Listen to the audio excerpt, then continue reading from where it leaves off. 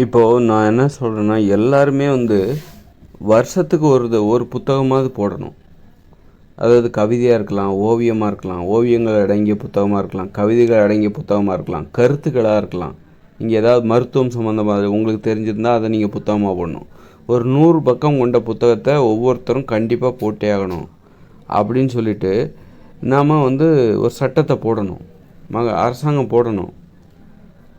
போட்டால் என்ன ஆகும் அப்படின்னா, எல்லாருமே இப்போ தமிழ்நாட்டில் 8 கோடி பேர் இருக்காங்க. இதில் ஒரு 6 வயசுக்கு மேலே உள்ள எல்லாருமே புத்தகம் போடணும். இப்போ சின்ன பசங்க ஸ்கூலுக்கு போகிறாங்க. அப்போது அவங்களும் என்ன பண்ணணும்னா, அவங்க ஒரு வருஷத்துக்கு ஒரு புத்தகம் போடணும். 100 பக்கம் கொண்ட ஒரு புத்தகம். தினம் ஒரு புக்கு 2 நாளைக்கு ஒரு பக்கம் எழுதினாலே போதுமே. 100 பக்கத்தில் ஒரு புத்தகத்தை வருஷம் முடிவில் போட்டுடலாமே. அது ஒரு பள்ளிக்கூடத்தில் ஒரு நடைமுறையாக வச்சுருக்கணும். பள்ளிக்கூடத்தில் உள்ள படிக்கிற பசங்க புத்தகம் போடுறத பள்ளிக்கூடத்தில் உள்ள அந்த ஆசிரியர்கள் அதை கவனிக்கணும், கட்டாயப்படுத்தணும். அது மாதிரி மக்களும் சரி, அவங்க வாழ்க்கையில் அவங்க ஒவ்வொரு வருடமும் ஒரு புத்தகம், அது கவிதை புத்தகமாக இருக்கலாம், கருத்து புத்தகமாக இருக்கலாம், அல்லது செய்திகள் அடங்கி உங்களுக்கு எது ஆர்வமாக இருக்கிறதோ அதை நீங்கள் புத்தகமாக வெளியிட்டே ஆகணும் அப்படின்னு சொல்லிட்டு ஒரு கட்டாயம். 2 நாளைக்கு ஒரு பேஜ் எழுதினாலே உங்களுக்கு ஒரு வருஷத்தில் நீங்கள் 100 பக்கத்தை போட்டுடலாமே. 100 பக்கத்தில் புத்தகம் போட்டுடலாமே. அதனால என்ன நன்மை, இன்னும் நிறைய நன்மை அப்படின்னா, மக்கள் எல்லாம் ஒரு படைப்பாளியாக வருவாங்க.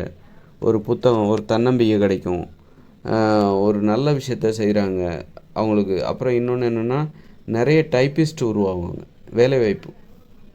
8 கோடி பேரில் 6 வயசுக்கு மேலே உள்ள 1ஆம் வகுப்பு படிக்கிற பசங்களிலேருந்து அவங்க புத்தகம் போடணும். 1ஆம் வகுப்பு அல்லது சின்ன பசங்களை கூட நீங்கள் புத்தகம், அது பெற்றோர்கள் உதவி செஞ்சு அவங்க வரைஞ்ச ஓவியம், கவிதை எதாக இருந்ததுன்னா, சின்ன குழந்தைங்க 2 வயசுலேருந்து 3 வயசுலேருந்து அவங்க படம் வரைகிறாங்கல்ல, அதெல்லாம் தொகுத்து அந்த பெற்றோர்கள் என்ன பண்ணணும்னா, அதையே ஒரு வருஷமாக புத்தகமாக போடணும். 2 வயசில் என் பொண்ணு போட்ட புத்தகம் இது. 2 வயசு குழந்தை ஒரு புத்தகத்தை போடணும். எப்படின்னா, அவள் வரைஞ்ச கிறுக்கல்கள், ஓவியங்கள் அதெல்லாம் ஃபோட்டோ எடுத்து அந்த அப்பா என்ன பண்ணணும், பெற்றோர்கள் என்ன பண்ணணும், அதை ஒரு புத்தகமாக வெளியிடணும். இந்த பிறந்த நாள் கொண்டாடும்போது அந்த புத்தகத்தை வெளியிடலாம். அல்லது அந்த குழந்தை செய்கிற பொம்மைகள் அதெல்லாம் ஃபோட்டோ எடுத்து அதையும் அந்த புத்தகத்தில் பதிப்பித்து புத்தகமாக போடலாம், ஒரு கண்காட்சி நடத்தலாம். இது அந்தந்த குடும்பம் இதெல்லாம் செய்யணும். இதற்கான கண்காட்சிகள் இலவச கண்காட்சி அரங்கங்கள் ஒவ்வொரு ஊர்கள்லையும் ஏற்படுத்தப்படணும். அந்த மாதிரி மக்களுடைய வாழ்க்கையை அறிவுபூர்வமாக மாற்றணும். அதனால் என்ன ஆகும் அப்படின்னா, இப்போ ஒவ்வொருத்தரும் 5 வயசுக்கு மேலே உள்ள ஒவ்வொருத்தரும் ஒரு புத்தகம் வாழ்நாளில் ஒவ்வொரு வருஷமும் போட்டே ஆகணும் அப்படின்னா, அப்போ பாருங்களேன், ஒவ்வொரு வருஷமும் 7 கோடி பேர் புத்தகம் போடுவாங்க. 100 பக்கம் கொண்டது, 50 பக்கம் 100 பக்கம் கொண்டது போட்டுடலாம். போட்டால் என்ன ஆகும் அப்படின்னா, இங்கே எத்தனை பேருக்கு வேலை வாய்ப்பு கிடைக்கும் பாருங்கள். அப்போ எல்லாருமே ஒரு படைப்பாளி ஆவாங்க. எல்லாருமே ஒரு புத்தகம், இந்த வருஷம் நான் இந்த புத்தகத்தை போட போகிறேன், இந்த வருஷம் நான் கதை புத்தகம் போட போகிறேன், எனக்கு இந்த வருஷம் நான் கதைகள் அடங்கிய புத்தகத்தை போடலான் இருக்கேன். குறைஞ்சது 100 பக்கம், அதிகமாக நீங்கள் எவ்வளோ வேணாலும் போடலாம். அப்போ நான் கதைகள் அடங்கிய புத்தகம். அப்போ என்ன ஆகுன்னா, புத்தகம் போடணுன்னா டைப்பிஸ்ட் தேவை. நீங்கள் ஒரு 10 புக்கு 100 புக்கு கூட போடுங்க. உங்கள் நண்பர்கள் ஒரு 50 பேர் இருக்காங்கன்னா அவங்களுக்கு கொடுக்குறதுக்காகவாவது ஒரு 50 புக்கு போடுங்க. அல்லது ரொம்ப நல்லா இருக்குன்னா அதை நிறைய பேர் கேட்டு வாங்குறதுக்கு வாய்ப்பு இருக்குது. அது மாதிரி அப்போ நிறைய டைப்பிஸ்ட்டு தேவைப்படுவாங்க. அப்போ நிறைய படிக்கிற வழக்கமும் மக்கள்கிட்ட அதிகமாகும். நல்ல புத்தகங்கள், உங்கள் நண்பர் எழுதுகிற புத்தகத்தை நீங்கள் படிப்பீங்க, நீங்கள் எழுதுகிற புத்தகத்தை உங்கள் நண்பர் படிப்பார். நிறைய புத்தகம் பார்த்துட்டு கூட போகலாம். ஓவியமாக இருந்ததுன்னு வச்சுங்க, நீங்கள் 100 பக்கத்தில் ஓவியங்களை மட்டுமே ஃபோட்டோ எடுத்து போடுறீங்க, நீங்கள் வரைஞ்ச ஓவியங்களை ஃபோட்டோ எடுத்து அதில் பதிப்பித்து போடுறீங்க அப்படின்னா, நிறைய புத்தகங்கள் ஓவியங்கள் அப்படியே பார்த்துட்டு போயிடலாம். கவிதைகள் வாசிச்சுட்டு போயிடுவாங்க. கவிதைகளை வாசிச்சுட்டு அதனால் புத்தகத்தை, அப்புறம் கதைகள், இப்படி இந்த மாதிரி ஒரு அறிவுபூர்வமான சமூகத்தை உருவாக்கணும். ஏதாவது நீங்கள் அறிவியல் பூர்வமாக ஏதாவது கண்டுபிடிப்பிக்கிறீங்களா, உங்களுக்கு அறிவியல் பூர்வமான ஆர்வம் இருக்குதா, அது சார்ந்த ஒரு விஷயத்தை கட்டுரை எழுதுங்க. அதை நீங்கள் இந்த வருடம் நான் அறிவியல் கட்டுரைகளை வெளியிட போகிறேன், எனக்கு அறிவியலில் ஆர்வம் அதிகமாக இருக்குது, அதனால் அறிவியல் சார்ந்த கட்டுரைகளை எழுத போகிறேன் அப்படின்னு சொல்லிட்டு அந்த வருடம் நீங்கள் அதை எழுதலாம். தொடர்ச்சியாக எனக்கு அறிவியலில் ஆர்வமாக இருக்குது, அதனால் ஒவ்வொரு வருடமும் நான் நிறைய புத்தகம் எழுத போகிறேன், இன்னும் ஆர்வம் அதிகரிக்கலாம். சிலர் கடமைக்காக போடலாம், போட்டே ஆகணுமேன்னு சொல்லிட்டு கடமைக்காக புத்தகம் போடுவாங்க.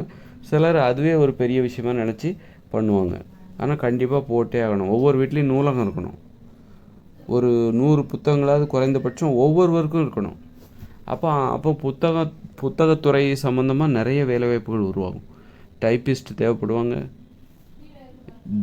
ஒவ்வொரு வருடமும் 7 கோடி பேர் 7 கோடி புத்தகம் போடுறாங்க அப்படின்னா எத்தனை டைப்பிஸ்ட் தேவைப்படுவாங்க பாருங்கள். வேலைவாய்ப்பு அத்தனை வேலைவாய்ப்பு தேவைப்படும். அப்படி இருக்கும்போது அது சம்மந்த வேலைவாய்ப்பு, விற்பனை வேலைவாய்ப்பு, அந்த புத்தகத்துறையில் அவ்வளோ பல லட்சம் வேலைவாய்ப்பு அதில் உருவாகும். நிறைய அறிவுபூர்வமான சமூகம் உருவாகும். மக்கள் அமைதியாக ஆகிடுவாங்க. நம்மளை வெளிப்படுத்துறதுக்கு நமக்கு ஒரு வாய்ப்பு, இது ஒரு வழி. எப்படி புத்தகம் எழுதுறது, எப்படி ஒரு படைப்பாளியாக இருக்கணும், படைப்பாளியாக இருக்கும்போது என்ன மாதிரியான ஒரு மனநிலை சந்தோஷம் கிடைக்கும் அப்படிங்கிறது இந்த திட்டம் ரொம்ப அற்புதமான திட்டம். ஒவ்வொரு ஊர்லேயும் ஒரு ஸ்டேஜ் இருக்கணும். ஸ்டேஜ் அது நிறைய வைக்கிறாங்க. கலையரங்கம்னு சொல்லிட்டு ஸ்டேஜ் இருக்கணும். அப்புறம் கண்காட்சி அரங்கங்கள் இருக்கணும். அப்புறம் புத்தகங்களை வெளியிடுகிற ஒரு அரங்கங்கள், அது ஒரு கண்காட்சி அரங்கமாகவும் இருக்க வேண்டும். அதாவது ஒரு ஓவியம் வரைஞ்சால் அதை அவங்க ஒரு 10-20 ஓவியம் வரைகிறாங்கன்னா அதை கண்காட்சிக்கு வைக்கணும். அதுக்கு ஒரு அரங்கம் இருக்க வேண்டும். அது மாதிரி கட்டணம் இல்லாமல் கண்காட்சி வைப்பதற்கான ஏற்பாடு ஒவ்வொரு ஊர்லேயும் இருக்கணும். ஒரு ஊரில் இருக்கிற சின்ன வயசுலேருந்து அவர் வரைஞ்ச ஓவியங்களை அவர் என்ன பண்ணுறாரு, கண்காட்சி வைக்கிறாரு. அந்த ஊரில் உள்ள எல்லாருமே பார்ப்பாங்க. அல்லது ஒரு புத்தகம் வெளியிடுறாரு. அந்த அரங்கத்திற்கு வர்றாங்க மக்கள், அந்த ஊரை சார்ந்தவர்கள். அந்த புத்தகத்தை அவர் வெளியிடுறாரு. அப்போது எல்லா மக்களும் அந்த ஊரில் உள்ளவங்க அதை படிப்பாங்க, பாராட்டுவாங்க. இந்த மாதிரி. அல்லது சிற்பம் செய்கிறாரு அப்படின்னா அதை கண்காட்சியாக வைக்கணும். சிற்பம் ஏதாவது மரத்துலேயோ அல்லது மண்ணுலேயோ நிறைய சிற்பங்கள் செஞ்சு அதை கண்காட்சியாக வைக்கிறாரு, பார்க்குறாரு அவர். அந்த மாதிரியான ஒரு நடைமுறை. இந்த மாதிரி படைப்புகள் அதில் கதையாசிரியர்கள் அல்லது நாடகங்களை வெளிப்படுத்துறது, இந்த மாதிரியான ஒரு நடைமுறை மக்கள் வாழ்க்கையில் இருக்கணும். இருந்தால் தான் மக்கள் அமைதியாக வாழ்வார்கள். அதாவது படைப்பாளிகளாக மக்களை மாற்ற வேண்டும். தங்களுடைய படைப்பு திறனை வெளிப்படுத்த வேண்டும். அதன் மூலம் மக்களிடமிருந்து அவங்க பாராட்டுதல்களை பெறுவாங்க. இப்போ பாராட்ட பெறுவதற்கான நீங்கள் ஒரு நாடகம் நடிக்கிறீங்க, அல்லது கதை சொல்கிறீங்க, அல்லது பாட்டு பாடுறீங்க.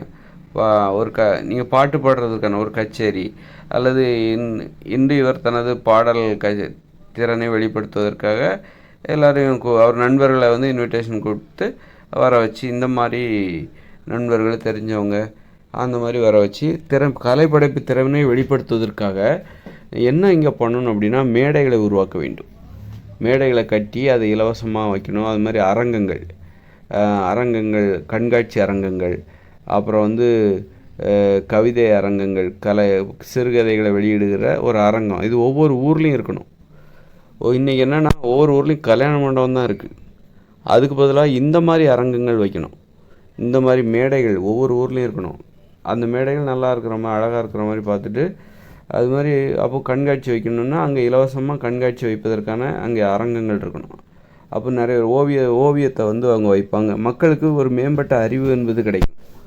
கலைப்படைப்புகள் குறித்த அறிவு கிடைக்கும். கலைப்படைப்புகள்ங்கிறது எப்படின்னா அது ஒரு பகுத்தறிவு சார்ந்தது. மக்கள்கிட்ட உள்ள மூட நம்பிக்கைகளை விரட்டக்கூடியது. கலைப்படைப்பு திறன்கிறது நீங்கள் வரைய தெரியணும், பாட தெரியணும், ஆட தெரியணும், ஒரு கதைகள் சொல்ல தெரியணும். அப்படி இருக்கும்போது உங்கள்கிட்ட மூட நம்பிக்கைகள்லாம் குறையும் அல்லது இல்லாமல் போகும். எப்படின்னா நீங்கள் கதைகளை எப்படி உருவாக்குறது, எப்படி கதை எழுதுறது அப்படின்னு தெரிஞ்சுக்கிட்டிங்கன்னா கற்பனைனா என்னன்னு தெரிஞ்சுப்பீங்க. அப்போ கற்பனைனா என்னன்னு தெரிஞ்சுப்பீங்க. அல்லது உண்மைன்னா என்ன, கற்பனைனா என்ன, கற்பனைக்கும் உண்மைக்கும் என்ன வித்தியாசங்கிறது தெரிஞ்சுப்பீங்க.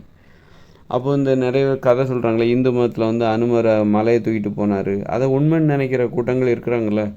அப்போது ஒரு கதாசிரியராக நீங்கள் இருந்தீங்கன்னா இது கற்பனை என்பது உங்களுக்கு தெரிந்துவிடும். ஏன் மக்கள் அதை உண்மையாக நினைக்கிறாங்கன்னா, அனுமன் மலையை தூக்கிட்டு போனார் அப்படிங்கிற அந்த கதையை ஏன் உண்மையாக நினைக்கிறாங்கன்னா அவங்களுக்கு கதைன்னா என்னன்னே தெரியாது, கதையை எப்படி உருவாக்குறதுன்னே தெரியாது. அந்த அறியாமையை பயன்படுத்தி தான் அந்த காலங்களில் கதாசிரியர்கள் என்ன பண்ணுறாங்க, ஒரு கதையை உருவாக்கி அது உண்மைன்னு சொல்லி அவங்கள நம்பி ஏமாற்றி அதில் ஏதாவது ஆதாயம் தேடிக்கிட்டாங்க. அதனால் கலைப்படைப்பு திறன் இருக்குல்ல, கற்பனை எப்படி செய்வது அப்படிங்கிற அந்த விஷயம் எப்போ மக்களுக்கு தெரியும் அப்படின்னா நீங்கள் கலைப்படைப்பு திறனை வெளிப்படுத்துவதற்கான வாய்ப்புகளை ஏற்படுத்தி கொடுங்க. அப்போ தான் அவங்க என்ன பண்ணுவாங்க, கற்பனை செய்கிறதுக்கு கற்றுக்குவாங்க. எப்படி கற்பனை செய்வது, ஓவியத்தின் மூலம் எப்படி கற்பனை வெளிப்படுத்துவது, கற்பனை திறனை வெளிப்படுத்துவது, கவிதை மூலமாக எப்படி கற்பனை திறனை வெளிப்படுத்துவது, கதைகள் மூலமாக எப்படி கற்பனை திறனை வெளிப்படுத்துவது அப்படின்னு சொல்லிட்டு அல்லது சிற்பம் மூலமாக தங்களுடைய கற்பனை திறனை எப்படி வெளிப்படுத்துவது, நாடகம் மூலமாக எப்படி கற்பனை திறனை வெளிப்படுத்துவது, பாடல் மூலமாக எப்படி கற்பனை திறனை வெளிப்படுத்துவது, நடனம் மூலமாக எப்படி கற்பனை திறனை வெளிப்படுத்துவது அப்படின்னு சொல்லிட்டு கற்பனை திறனை வெளிப்படுத்துவதற்கான ஊடகங்கள் தான் வந்து இந்த கலைகளை பற்றி தெரிஞ்சுப்பாங்க. அப்போது என்ன ஆகும்னா, நாளைக்கு யாராவது வந்து பொய் சொன்னாங்கன்னு வச்சுக்கோங்க, ஏதாவது மதம் சார்ந்து இயேசு 3ஆம் நாள் உயிர் தெழுந்து வானத்தில் போனார் அப்படின்னா, அது எப்படி போக முடியும்? அது வந்து கற்பனைக்கும் நிஜத்துக்கும் வித்தியாசம் தெரியாமல் நீ பேசிகிட்டு இருக்க அப்படின்னு சொல்லிட்டு ஒரு கலைஞர் வந்து என்ன சொல்லுவார், ஒரு கதாசிரியர் என்ன சொல்லுவார், அல்லது கற்பனை செய்ய தெரிந்த மக்கள் என்ன சொல்லுவாங்கன்னா, இது வந்து பொய்ன்னு சொல்லிடுவாங்க. இது வந்து கற்பனை, நல்லா இருக்குது. ஒரு 3ஆவது நாள், அதாவது இயேசுவை பற்றின அந்த கதை நல்லா இருக்குதுங்க. அவரை வந்து அடக்கம் பண்ணிடுறாங்க, அப்புறம் கல்லறை எடுத்து மூடிடுறாங்க. ஆனால் அவர் வந்து அந்த கல்லறைக்கு காவலாக 2-3 காவல்காரர்கள் இருக்காங்க. அப்போ வந்து என்ன ஆகுதுன்னா, 3ஆவது நாள் வந்து அவர் வந்து அந்த கல்லறையில் உள்ள மேலே உள்ள கல்லை இடித்து தள்ளிட்டு மேலே அப்படியே ஆகாயத்தில் அப்படியே பறந்து போகிறாரு, போய் மறைஞ்சிடுறாரு.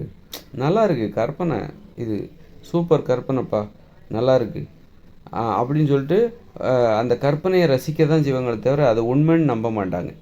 யார் அதை உண்மைன்னு நம்புவாங்கன்னா, கற்பனை செய்ய தெரியாத அறியாமையில் வாழ்கிற, மூட நம்பிக்கையில் வாழ்கிற, கற்பனைன்னா என்னன்னே தெரியாது, கதைகளை எப்படி உருவாக்குறாங்கன்னே தெரியாது பாருங்கள், அவங்க தான் அதை நம்புவாங்க. கதாசிரியர்கள் அதை எப்படி பார்ப்பாங்கன்னா, அது ஒரு கற்பனை, நல்ல கற்பனையாகத்தான் பார்ப்பார்கள். அதுபோன்று தன்னாலும் 1000 கற்பனைகளை உருவாக்க முடியும், வேண்டுமானால் சொல்கிறேன் கேளுங்கள் என்று தான் சொல்வார்களே ஒழிய அதை உண்மை என்று நம்ப மாட்டார்கள். ஏன்னா அவங்களுக்கு தெரியும், அந்த கற்பனைக்கான தொழில்நுட்பம் அவங்களுக்கு தெரியும். அது அந்த கற்பனை இப்போது நல்லா பார்த்தீங்கன்னா, அந்த கற்பனைங்கிறது எப்படி வந்து உருவாக்கப்படுகிறது, இந்த இடத்துல வந்து என்ன பண்ணியிருக்கணும் அப்படின்னா, இயேசு வந்து அப்படி 3ஆம் நாள் மேலே போனார்ல, மேலே போகிறதுக்கு பதிலாக ஒரு சூப்பர்மேன் மாதிரி பறந்து போயிருக்கலாம், பக்கவாட்டில் பறந்து போயிருக்கலாம், ஒரு பக்கமாக பறந்து போயிருந்துருக்கலாம், அந்த ஊரை வட்டம் அடிச்சுக்கிட்டு அப்புறம் மேலே போயிருக்கலாம். அப்படி ஆலோசனை சொல்லுவாங்க யார், கற்பனை செய்ய தெரிந்தவர்கள். இப்படி வந்திருந்தால் நல்லா இருந்திருக்கும் அப்படின்னு சொல்லியிருக்கலாம். அந்த மாதிரி ஏதாவது புதுசாக இன்னும் வேறு மாதிரி யோசிச்சிருக்கலாமே, அந்த கற்பனையை இன்னும் வேறு மாதிரி எப்படி அழகுபடுத்தியிருக்கலாம் அப்படின்னு சொல்லிட்டு அவர் சொல்லுவார். அல்லது வேறு மாதிரி கூட சொல்லலாம், இந்த மாதிரி கற்பனை, அது ஒரு கற்பனை அப்படி தான். அப்போ நீங்கள் கற்பனை செய்ய தெரியணும். ஆக கலைஞர்கள் அப்படி என்பவர்கள் யாருன்னா, அவங்க பகுத்தறிவாளர்களாக இருக்க வேண்டும். அப்போ தான் அவங்க கலைஞர்களாக இருக்க முடியும். அப்போது இங்கே நிறைய கலைஞர்கள் எப்படி இருக்காங்கன்னா, அவங்களுக்கு வந்து கற்பனைக்கும் அதே மாதிரி என்ன பண்ணுறாங்க, கற்பனைக்கும் நிஜத்துக்கும் வித்தியாசம் தெரியாதவர்கள் கூட கலைஞர்களாக இருக்காங்க. அவங்க கூட இந்த சாமி கடவுள் இதில் வந்து ரொம்ப இதெல்லாம் உண்மைன்னு நினைக்கிறவங்க கூட சாமி படத்தையே வரைவாங்க. ஏன்னா கடவுளோட அருள் அவங்களுக்கு கிடைக்கும்னு நினைக்கிறாங்களோ இன்னும் தெரில. அந்த மாதிரி வரைகிறவங்களும் கலைஞர்களாக இருக்காங்க. அதனால் கலைஞர்களாக ஆகிறதுனால நீ பகுத்தறிவாளர்களாக மாறி விடுவாய் என்பதற்கு என்ன உத்தரவாதம்? அது அங்கே பாருங்கள், அவரும் வந்து சாமி படத்தையே தான் வரைகிறாரு, அவரும் சாமி கும்பிட்டுட்டு தான் சாமி படத்தை வரைகிறாரு, அவரும் கலைஞர் தான் அப்படின்ட்டு நீங்கள் கேட்கலாம் என்கிட்ட. அது மாதிரியும் இருப்பாங்க. ஆனால் வந்து ஒரு கலைஞர் அப்படின்னா உண்மையை தேடி போகிற, கலைக்கான அந்த உண்மையை வந்து ஒரு உண்மையான கலையை தேடி பயணிக்கிறவர்கள் இருக்காங்களே, உண்மையானவர்கள், உண்மையை தேடி உண்மையான கலையை தேடி பயணிப்பவர்கள், அவங்க வந்து கரெக்டாக கண்டுபிடிச்சிருவாங்க. அவங்க வந்து இந்த கடவுள் பற்றின மூட நம்பிக்கை கதைகளை வந்து நம்ப மாட்டாங்க. கற்பனைக்கும் நிஜத்துக்கும் உள்ள வித்தியாசம் அவங்களுக்கு தெரியும். அதனால் வந்து இங்கே வந்து நீங்கள் நிறைய கலைஞர்களை உருவாக்கிட்டீங்கன்னு வச்சுக்கோங்களேன், அல்லது நீங்கள் என்ன வேணாலும் வேலை செய்யலாம். ஒரு பொழுதுபோக்குக்காக நீங்கள் ஓவியத்தை தேர்ந்தெடுக்கலாம். எனக்கு பொழுதுபோக்கு, என்னுடைய ஹாபி வந்து ஓவியம் வரைவது, என்னுடைய ஹாபி வந்து சிறுகதை எழுதுவது, என்னுடைய பொழுதுபோக்கு சிறுகதை எழுதுவது. இங்கே நிறைய பேர் படிக்க தான் செய்கிறாங்க தவிர சிறுகதை எழுத மாட்டேங்கிறாங்க. எழுதுவதை பொழுதுபோக்காக வைப்பதில்லை. கதை புக்கு படிக்கிறத பொழுதுபோக்காக வச்சுருக்காங்களே தவிர, எனக்கு ஓவியங்களை பார்ப்பது, ஓவிய கண்காட்சிக்கு போய் ஓவியங்களை பார்ப்பது என்பது எனது பொழுதுபோக்கு ஆனால் அப்படின்னு சொல்கிறாங்க தவிர, ஓவியம் வரைவது என்னுடைய பொழுதுபோக்கு அப்படின்னு சொல்கிறவங்க ரொம்ப கம்மி. அது மாதிரி கதை புக்கு படிக்கிறது எனக்கு பொழுதுபோக்கு அப்படின்னு சொல்கிறவங்க இங்கே நிறைய பேர் இருக்காங்க. ஆனால் கதை எழுதுவது எனது பொழுதுபோக்கு அப்படின்னு சொல்கிறவங்க ரொம்ப கம்மி. அதனால் வந்து அவருடைய நிறைய கட்டுரைகளை நான் விரும்பி படிப்பேன். நிறைய பெரிய எழுத்தாளருடைய கட்டுரைகளை நான் விரும்பி படிப்பேன். அது எனது பொழுதுபோக்குன்னு சொல்கிறவங்க இங்கே நிறைய பேர் இருக்காங்க, கோடிக்கணக்கான பேர் இருக்காங்க இந்த உலகத்தில். ஆனால் எனக்கு கட்டுரைகள் எழுதுவது எனது பொழுதுபோக்குன்னு சொல்கிறவங்க இங்கே கம்மியாக இருக்காங்க. அதனால் இந்த கதை எழுதுவது, கட்டுரைகளை எழுதுவது, ஓவியங்களை வரைவது, கவிதைகளை எழுதுவது, இது எல்லாத்தையும் மக்களின் பொழுதுபோக்காக மாற்றிவிட வேண்டும். அதை தொழிலாக செய்யக்கூடாது. தொழிலாக செய்வதால் தான் மக்கள் அதை பொழுதுபோக்காக ஏற்றுக்கொள்ள மாட்டார்கள், மாட்டேன் என்கிறார்கள். அதனால் என்ன பண்ணணும் அப்படின்னா, கதை எழுதுறது, விளையாடுறது, அப்புறம் கவிதை எழுதுறது, கதை சொல்கிறது, நாடகம் நடிக்கிறது, இது எல்லாம் பாடல் பாடுவது, இசைப்பது, நடனம் ஆடுவது, இது எல்லாமே யாருமே தொழிலாக செய்யக்கூடாது. அப்படி தடை விதிக்கும்போது மக்கள் என்ன பண்ணுவாங்க தெரியுமா? அப்போது என்ன பண்ணுவாங்க, மக்கள் அது வரைக்கும் மக்கள் என்ன பண்ணுறாங்க, எனக்கு பாட்டு கேட்குறது எனது பொழுதுபோக்கு, அவருடைய பாடலை, அவருடைய இசையில் உருவான அந்த பாடலை கேட்பது எனக்கு ஒரு பொழுதுபோக்கு, இரவானால் போதும் அவருடைய பாடலை போட்டு கேட்டுக்கொண்டே இருப்பேன், நடனம் ஆடுவது எனக்கு, அவருடைய நடனத்தை பார்ப்பது, மைக்கேல் ஜாக்சனோட ஃபேன் நான், பிரபுதேவாவோட ஃபேன் நான் அப்படின்னு சொல்லுகிறாங்க. ஆனால் நடனம் ஆடுவது எனக்கு பொழுதுபோக்குன்னு யாரும் சொல்கிறவங்க ரொம்ப கம்மியாக இருக்காங்க. அதனால் கவிதை வாசிப்பது எனது பொழுதுபோக்குன்னு நிறைய சொல்கிறாங்க. ஆனால் கவிதை எழுதுவது எனது பொழுதுபோக்குன்னு சொல்கிறவங்க ரொம்ப கம்மி. அதுக்கு காரணம், கவிதை எழுதுகிறவர் அனைவரும் அதை தொழிலாக வைத்திருக்கிறார்கள், கதை எழுதுகிறவர்கள் அனைவரும் அதை தொழிலாக வைத்திருக்கிறார்கள். அப்படி என்றால் கதை எழுதுவதை தொழிலாக வைத்திருப்பவர்கள் மட்டும்தான் கதைகளை எழுத வேண்டும், கவிதை எழுதுவதை தொழிலாக ஏற்றுக்கொண்டவர்கள் மட்டும்தான் கவிதை எழுத வேண்டும், பாடல் பாடுவதை தொழிலாக வைத்து கொண்டவர்கள் மட்டும்தான் பாடல் பாட வேண்டும் அப்படின்ட்டு மக்கள் நினச்சிக்கிறாங்க. பொழுதுபோக்குன்னா நம்ம அதை எழுதுவது பொழுதுபோக்காக இருக்கக்கூடாது, கதைகளை எழுதுவது பொழுதுபோக்கு அல்ல, கதைகளை வாசிப்பது தான் பொழுதுபோக்குன்னு நினச்சிக்கிறாங்க. கதையை வாசிக்கவும் செய்யணும், எழுதவும் செய்யணும், அதுதான் பொழுதுபோக்கு. பொழுதுபோக்குக்காக மட்டுமே கலை படைப்புகளை நாம் கையாள வேண்டும், அணுக வேண்டும், கையில் எடுக்க வேண்டும். தொழிலாக செய்வதற்கு அனுமதிக்கக்கூடாது. பாடல் பாடுவதை தொழிலாக செய்வதற்கு அனுமதிக்கக்கூடாது, இசைப்பதை தொழிலாக செய்வதற்கு அனுமதிக்கக்கூடாது, அப்புறம் நடனம் ஆடுவதை தொழிலாக செய்வதற்கு அனுமதிக்கக்கூடாது, சிற்பம் செய்வதை தொழிலாக செய்வது, அதை தொழிலாக செஞ்சு அதை விற்கிறது, அதுக்கு அனுமதி கொடுக்கக்கூடாது, ஓவியம் வரைஞ்சி அதை விற்பனை செய்வதற்கு அனுமதி கொடுக்கக்கூடாது. அப்போது மக்கள் என்ன பண்ணுவாங்கன்னா, அப்போ தான் என்ன பண்ணுவாங்க, கவிதை எழுதுவது எனது பொழுதுபோக்கு அப்படிம்பாங்க, பாடல் பாடுவது எனது பொழுதுபோக்கு, நடனம் ஆடுவது எனது பொழுதுபோக்குன்னுவாங்க, ஓவியம் வரைவது, கதைகள் எழுதுவது, கருத்துக்களை எழுதுவது எனது பொழுதுபோக்கு அப்படின்னு. அப்போ தான் அதெல்லாம் பொழுதுபோக்காக எடுத்துப்பாங்க. எல்லாத்தையும் கலைகளை மக்கள் கையில் எடுப்பார்கள். அப்படின்னா சரி, அப்போ தொழிலாக செய்யக்கூடாதுன்னா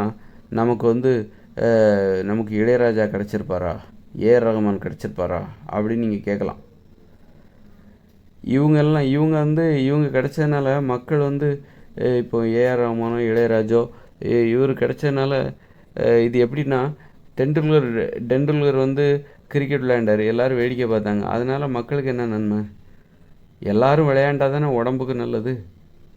அது மாதிரி எல்லாருமே பாடல் பாட வேண்டும், எல்லாருமே நடனம் ஆடுவதற்கு, நடனம் என்பது இசையின் தேவை என்பது நடனம் ஆடுவதற்கு தான், நடனம் ஆடுவதற்கு தான் உங்களுக்கு இசை தேவை. நடனம் ஆடும்போது நீங்கள் இசைக்க வேண்டும், இசைக்கு தகுந்தாற் போன்று நீங்கள் நடனம் ஆட வேண்டும். இந்த உண்மையை மூடி மறைச்சது யார்? இந்த மாதிரி இசையமைப்பாளர்கள் தான். அதாவது நடனம் ஆடுவதற்கு பாடல் தேவையில்லை, பாடல் என்பது வெறுமனே பாடல் பாடுவதற்காக மட்டும்தான், பாடலுக்கு இசை தேவையில்லை, பாடலுக்கு நடனம் தேவையில்லை. ஆனால் இங்கே என்ன பண்ணிட்டாங்க, நடனம் ஆடுகிறவர் பாடல் பாடுகிறார், பாடல் பாடிக்கொண்டே இசைத்து கொண்டே நடனம் ஆடுகிறார். அப்போ இவங்க ஏன் உண்மையை மறைக்கிறாங்க, உண்மையை மக்களுக்கு தெரிய விடாமல் பண்ணுறாங்க? ஏன்னா இங்கே பணம் தான் உண்மை முக்கியம் அல்ல, பணம் தான் முக்கியம், பணம் தான் இங்கே உண்மை. பணத்திற்காக இங்கே நம்ம போய் சொல்கிறாங்க. என்ன வேணாலும் பண்ணலாம், நீங்கள் பணத்திற்காக நீங்கள் என்ன வேணாலும் பண்ணலாம், விதிமுறைகளை மீறலாம்.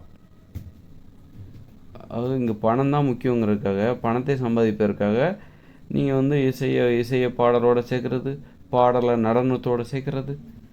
பாடல் பாடும்போது நீங்கள் நடனம் ஆடாதீங்க, உட்காந்துட்டு பாடுங்க, இல்லை நின்றுக்கிட்டு பாடுங்க. பாடல் பாடும்போது இசைக்கு வேலையே இல்லை. இசை என்றால் அது கருவிகள் மூலம் இசைப்பது இசையே அல்ல, உங்கள் வாயிலிருந்து வரணும், அதுதான் இசை. வாயை வைத்து இசையுங்கள், வித்தியாசமான ஒலிகளை எழுப்புங்கள். அந்த இசைக்கான தன்மையோடு வித்தியாசமான ஒலிகளை எழுப்பி நீங்கள் நடனமாடுங்கள். அந்த இசைக்கு தகுந்தாற்புண்டு. அதுதான் இசை. இசைக்கும் நடனத்திற்கும் உள்ள தொடர்பு. இசைக்கான தேவை, நடனமாடுவதற்கு இசை தேவை. நடனம் ஆடும்போது உங்களுக்கு இசை தேவை. இசைக்கும் போது உங்களுக்கு நடனம் ஆட வேண்டும் என்று தோன்றும். இசைக்கும் போது மட்டுமே நீங்கள் நடனம் ஆடுங்கள். பாடலுக்கு ஆடாதீர்கள். பாடல் வேறு. பாடல் என்பது தனித்து கையாளப்பட வேண்டும். அது அப்படி அந்த மாதிரி உண்மைகளை மறந்து போகிறதுக்கு இவங்க காரணமா? அதாவது அவங்களுக்கே கூட தெரியாது. அவங்க தெரிஞ்சு அதை இன்னும் மறைக்கலை. அவங்களுக்கே அது கூட தெரியாது. ஆனால் இவங்க இசையமைப்பாளர்களாக இருக்கிறாங்க அப்படின்னா அதனால் எத்தனை பேர் பாடுறதை நிறுத்திட்டாங்க தெரியுமா? இந்த இசையமைப்பாளர்லாம் வர்றதுக்கு முன்னாடி பெண்கள் எல்லாருமே தாலாட்டு பாடிட்டு இருந்தாங்க. ஆண்களும் பாடிட்டு இருந்தாங்க. வயல்வெளியில் பாடிட்டு இருந்தாங்க. தனியாக இருக்கும்போது பாடிட்டு இருந்தாங்க. கதை சொல்கிற பழக்கம் இருந்தது. பேசுகிற பழக்கம் இருந்தது. பாட்டு பாடுற பழக்கம் இந்த உலகம் முழுக்கவே இருந்தது. உலகம் முழுக்கவே பாட்டு பாடுற பழக்கம் இருந்தது. தாலாட்டு மூலமாக, ஒப்பாரி மூலமாக குழந்தைகளுக்கு கதை சொல்கிறது. இந்த வழக்கம்லாம் எப்போ நின்று போச்சுன்னா இந்த மாதிரி பிரம்மாண்டமான இசையமைப்பாளர்கள் உருவாகும்போது தான். பிரம்மாண்டமான இசையமைப்பாளர்கள் உருவாகும்போது மக்களுக்கு தங்களிடம் உள்ள எளிமையான அந்த கலை வடிவங்கள் கவர்ச்சியற்றவை அப்படின்னு மக்கள் என்ன பண்ணுறாங்க? பாடுறதையும் ஆடுறதையும் நிறுத்திட்டாங்க. தங்களிடம் உள்ள கதை சொல்கிறத நிறுத்திட்டாங்க. ஏன்னா கலைகளை, அந்த ஆடல், பாடல், கலை, பாடல், அப்புறம் நடனம், கதை சொல்கிறது, நாடகம், இதெல்லாம் வியாபாரிகள் கையில் எடுத்து அதை பிரம்மாண்டப்படுத்தி கவர்ச்சியாக மாற்றி அதை வியாபாரம் செய்யும்போது மக்கள் என்ன பண்ணாங்க? தங்களிடம் உள்ள எளிய கலை வடிவங்களை பார்க்கும்போது அவர்களோட பிரம்மாண்டமான கலை வடிவங்களோடு ஒப்பிடும் பொழுது தங்களிடம் உள்ளது எளிமையானது, கவர்ச்சியற்றது அப்படின்னு சொல்லிட்டு அதை கீழே போட்டாங்க. கீழே போட்டு இந்த வியாபாரிகள் இருக்காங்களே, கலைகளை வச்சு பிழைப்பு நடத்தினாங்க பாருங்கள், அவங்கள வேடிக்கை பார்க்க ஆரம்பிச்சிட்டாங்க. அதனால் கலைகளை தொழிலாக செய்கிறத தடுத்து நிறுத்தும் போது தான் மக்கள் திரும்பவும் கலைகளை கையில் எடுப்பாங்க. ஆனால் மக்கள் பாடுறது எளிமையாகத்தான் இருக்கும். ஆனால் எல்லா மக்களும் பாடுவார்கள். அதுதான் முக்கியம். ஒரு ஒரு கலையின் பயன்கிறது என்ன தெரியுமா? அந்த கலைப்படைப்புகளை மக்கள் எல்லாருமே வெளிப்படுத்தணும். யாரோ ஒருத்தர் உலகளவில் புகழ் பெறுறாரு அப்படிங்கிறதுனால மக்களுக்கு என்ன நன்மை?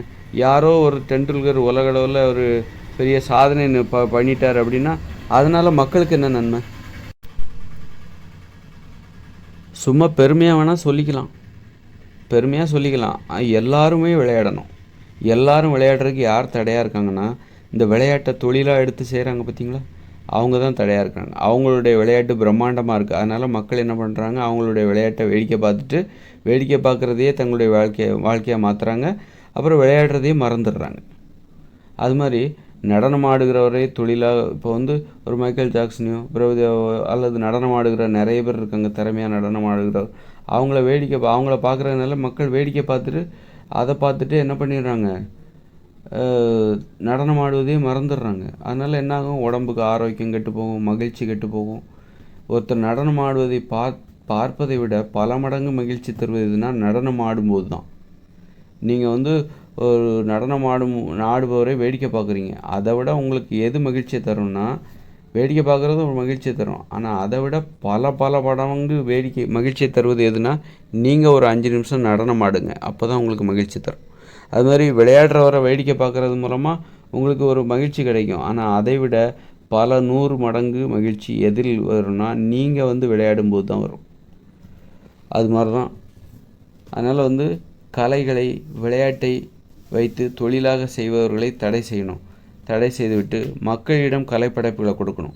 மக்களிடம் விளையாட்டை ஒப்படைக்க வேண்டும். நிறைய விளையாட்டு மைதானங்களை உருவாக்க வேண்டும். நிறைய கலைக்கூடங்களை உருவாக்க வேண்டும். கலைக்கூடங்களை கண்காட்சி வைக்கிற மாதிரி கலைப்படைப்புகளை கண்காட்சி வைப்பதற்கான கண்காட்சி கூடங்களை உருவாக்க வேண்டும். மேடைகளை ஏற்படுத்த வேண்டும். நடனங்களை நடனக்கலையை, நடன திறமையை வெளிப்படுத்துவதற்கான மேடையை உருவாக்க வேண்டும். ஆனால் அதுக்கு கட்டணம்லாம் கிடையாது. மக்கள் மக்களாகவே தங்களுடைய திறமையை தங்களுக்கு தெரிந்தவர்கள் முன் வெளிப்படுத்துவதற்கான மேடை அது. மக்கள்கிட்ட திறமை இருக்குது. அந்த திறமையை ஒரு மேடை மூலமாக வெளிப்படுத்துவதற்காகத்தான் அந்த மேடை. அதாவது அந்த மேடை தேவையில்லைன்னு தேவையே இல்லை.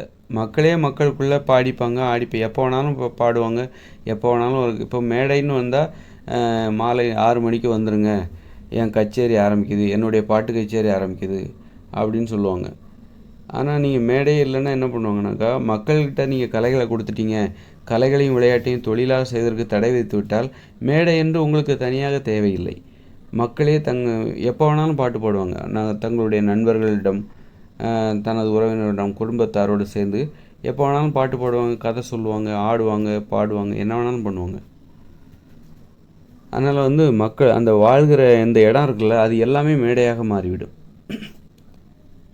வாழ்கிற இடம் இருக்குல்ல, அவங்க ஒரு ஒரு திண்ணையில் உட்காந்துருப்பாங்க, அல்லது தெருமுனையில் உட்காந்துருப்பாங்க, அப்படியே நடந்து போவாங்க, பாட்டு பாடிட்டே நடந்து போவாங்க, ஒரு டான்ஸ் ஆடிப்பாங்க, ஒரு 2 நிமிஷத்தில் ஒரு டான்ஸ் ஆடிட்டே போவாங்க, ஒரு கதை சொல்லிக்கிட்டே அவங்க வயல்வெளியில் நடந்து போவாங்க நண்பர்களோடு. இப்படி மக்கள் வாழ்கிற இடங்கள் அனைத்துமே மேடைகளாக மாறிவிடும். தங்களுடைய திறமைகளை, கலைப்படைப்பு திறமைகளை வெளிப்படுத்துகிற மேடைகளாக மாறிவிடும். அது மாதிரி விளையாட்டுக்காக பெரிய மைதானங்கள்லாம் தேவையில்லை, பெரிய பெரிய மைதானங்கள் தேவையில்லை, சின்ன மைதானமே போதும். இல்லை பெரிய மைதானம் ஏற்படுத்தி கொடுத்தாலும் நல்லது தான்.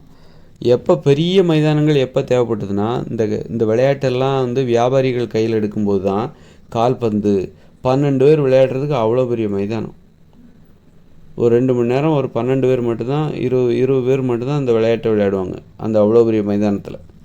அதுமாதிரி கிரிக்கெட் விளையாடும் போது தான், கிரிக்கெட்லாம் வரும்போது தான் பெரிய மைதானத்தில் ஒரு 20 பேர் 22 பேர் அந்த விளையாட்டை விளையாடுவாங்க. ஒரு நாள் ஃபுல்லாக வேறு யாரும் விளையாட முடியாதுங்க. அப்போது நீங்கள் எல்லாருமே விளையாடணும். அதில் மக்கள் வியாபாரிகளிடமிருந்து விளையாட்டை பிடுங்கி மக்கள் கையில் கொடுக்கும்போது மக்கள் விளையாட்டு எப்படி இருக்குன்னா எளிமையாக தான் இருக்கும். அவங்க என்ன பண்ணுவாங்கன்னா, சும்மா அவங்க விளையாடுறதுக்கு சின்ன இடம் போதும். சும்மா ஒரு பல்லாங்குழி விளையாடுவாங்க, அல்லது ஆடுபுலி ஆட்டம் விளையாடுவாங்க, அல்லது ஒரு கோலி குண்டு விளையாடுவாங்க.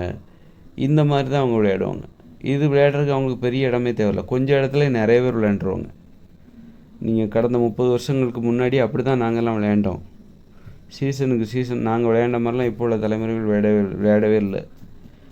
இப்போ உள்ள தலைமுறைகள் விளையாடுறதே நிறுத்திட்டாங்க, விளையாடுறதே மறந்துட்டாங்க. ஆனால் ஒரு 30 வருஷத்துக்கு முன்னாடி ஒவ்வொரு சீசனுக்கும் ஒவ்வொரு விளையாட்டு, எளிமையான விளையாட்டு, தெருவில் எங்கே இடம் கிடைக்குதோ அங்கே விளையாண்டாங்க. விளையாட்டு மைதானம் அப்படிங்கிற இடமே அங்கே கிடையாது. விளையாட்டு மைதானம் அப்படின்ட்டு ஒரு ஏற்பாடே அங்கே கிடையாது. கிரிக்கெட் எப்போ வந்ததோ அப்போ தான் விளையாட்டு மைதானங்கிற ஏற்பாடே வந்தது. கிரிக்கெட்டு, வாலிபாலு, அப்போ தான் அந்த விளையாட்டை விளையாடுறதுக்குன்னு ஒரு இடம் தேவைப்பட்டது.